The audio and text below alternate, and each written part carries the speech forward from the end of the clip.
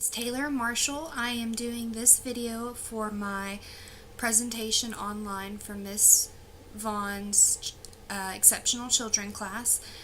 This is my research article presentation.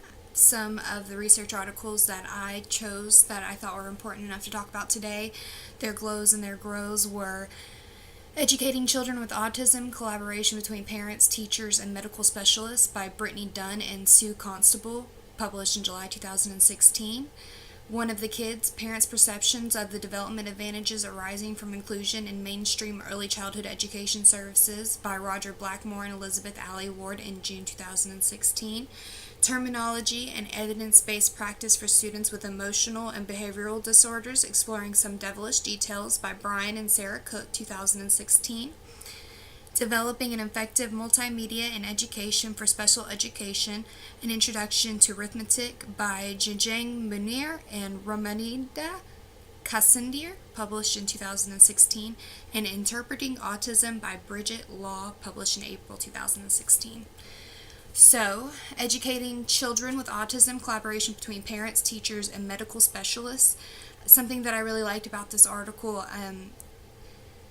it was a product of special education program designed for students with autism and was created by the parents, the specialists, and the teachers who deal with autism from their day-to-day lives. So all of these people come together and pretty much collaborated on what they thought would be best for the special education community, and I think that's something really important when dealing with people who have special needs, is making sure that their lives are looked from every aspect possible. And it's just really interesting to see that all of these people come together to collaborate together, and that's what this article was about. And it was talking about all of the different things that everybody brings to the table, and I really like that about this article. Something that I thought this article could grow on: it was kind of difficult to read. There were many passages that started on one page, and then like three pages later the article would continue, and it was very confusing and difficult to read. I've never read an article like that before, and it took me multiple tries going through it to realize what I was doing, and realizing that the articles would start on one page, and then there would be more information on a completely different article in the middle, and then that first article would end on a completely separate page. My next article that I enjoyed, it was One of the Kids, the Parents' Perception of Development Advantages Arising from Inclusion in Mainstream Early Childhood Education Services. Something that I really liked about this article, it was a detailed study with direct results, and it showed that parents were happy with early intervention, and early intervention is something that's very important in the special needs community. If you see a child who you think is suffering from some kind of special needs, as soon as you can get help for them, that is the most important thing, because as the earlier that they get help, the earlier they can help themselves. And I really enjoyed that about this article.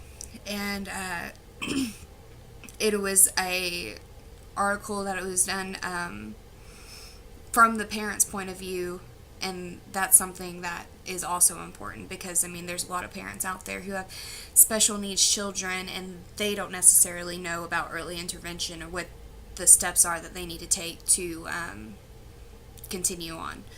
Something I thought this article could grow on, throughout the article it mentioned that parents have a hard time getting their child into special education services when their children have special needs, and that's something that they could have elaborated on, because it didn't really give any information on how parents can get their children into these special needs programs when they're coming up with barriers that don't allow these children to go in there, or money problems.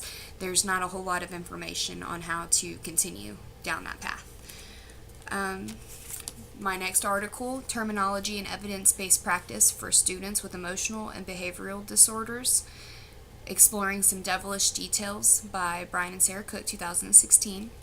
Something I really liked about this article, it had a lot of charts and online resources to back the evidence that the old practices were outdated due to evidence-based practices, and it clearly states the different evidence-based practices and websites you can follow for more information. So if you're a teacher looking at this article, it has a lot of information on different evidence-based practices that work and that have proven to work and that other teachers have said that have worked.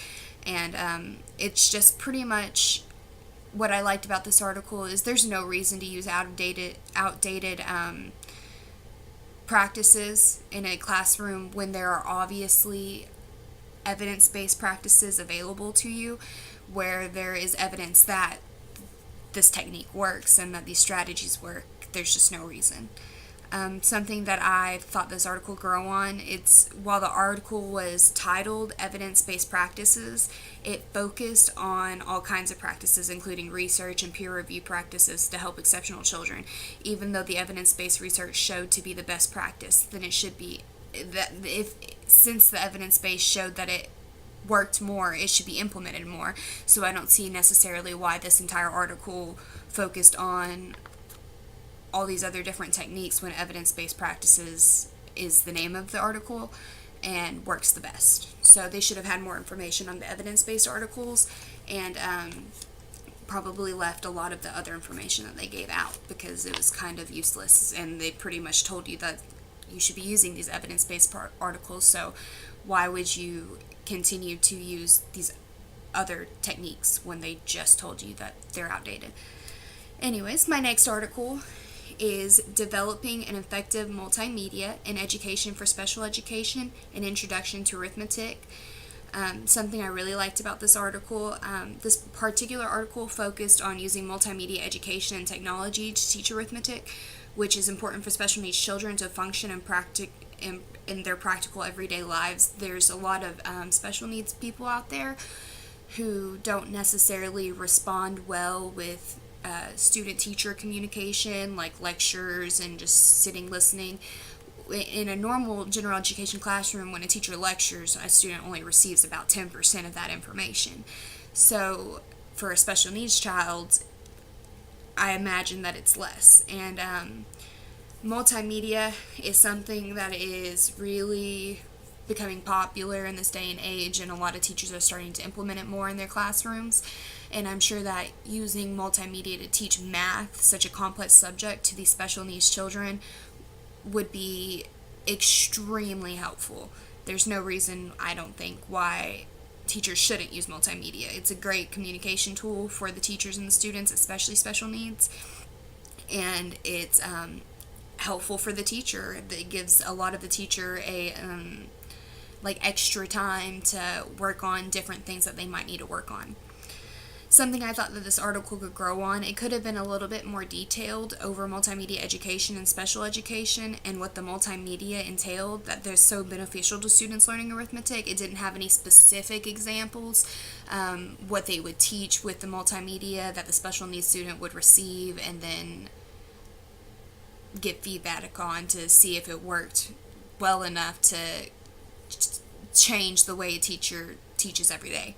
So if it had more examples that showed exactly what they were talking about, because, I mean, we all have the general knowledge that multimedia is just like technology that teachers would use to teach their students, and multimedia for special needs and arithmetic specifically could mean something different, but not necessarily. But I mean, they could have just been more specific about what exactly that they meant and how exactly it would help. Anyways, my last article, Interpreting Autism by Bridget Law. Something that I really liked about this article, it had a lot of useful information on how to communicate with someone who has autism and make them feel comfortable in their own environment. That's something that's very important for children and adults with autism, is they're not used to change. And when they meet a new person, it's uncomfortable for them. They don't necessarily know how to interact with that person, and it can confuse them and cause them to act a way that they wouldn't usually act in an environment that they're familiar with. I really liked this article just for the fact that I've never read anything about how to communicate with somebody who has autism just on a daily basis, and it's not something I've ever even really thought about. And I've actually had to communicate with quite a few people with autism since taking my courses at ASUBB, and just some of the things that I read were really helpful for me to put in the back of my mind to think about the next time that I encounter somebody that has autism. something that I thought this article could grow on. It was almost completely question and answer. It was less presented facts based more on experience of professionals and people who deal with autism daily, which is important to have a first-hand basis when talking about something like how to communicate with people with autism, and knowing people who have had experience with people with autism are writing this article, but it was not based on any facts at all. There were no facts presented. It was more asking a parent who had a child with autism what they thought was the best way to go about communicating with somebody. And if it had more like statistics or facts or charts or anything like that, it would have been more intriguing to read, because you know that there's some presented hard facts. And but overall, I really enjoyed this article. And that is the end of my presentation. Thank you.